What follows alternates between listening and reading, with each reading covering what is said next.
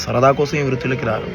నార్మల్గా ఎక్కడికైనా పూజకు పోయినప్పుడు అడుగుతూ ఉంటారు, ఇంగ్లీష్ చదువుకోకపోయినా పంతులు అనవసరం ఎందుకు ఇవన్నీ వేదాలు శాస్త్రాలు ఇవన్నీ చదువుకుంటున్నావు, ఈ పంతులు ఎందుకైనా అని ఎక్కువ శాతం మిమ్మల్ని కూడా అడిగి ఉంటారు.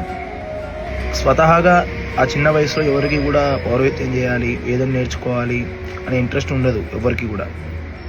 100లో 70-80% వరకు కూడా ఈ ఇంగ్లీష్ చదువుకోవడానికి ఆర్థిక స్తోమత సరిపోకనే ఈ పురోహితంలోకి వచ్చిన వాళ్ళు చాలామంది ఉన్నారు. సో మీరు అలా అడగడం వల్ల వాళ్ళకి లేనిపోని బాధ. ఎందుకంటే మనం కూడా ఇంగ్లీష్ చదువుకొని ఉంటే టైంకి ఫుడ్డు, టైంకి ఇవన్నీ వస్తూ ఉండేవి, మంచిగా మనం కూడా సాఫ్ట్వేర్ లాగా తిరిగేటోళ్ళము. ఇది చేయొద్దు, అది చేయొద్దు, ఇది చేయాలి, అది చేయాలి అని రిస్ట్రిక్షన్స్ ఉండవు.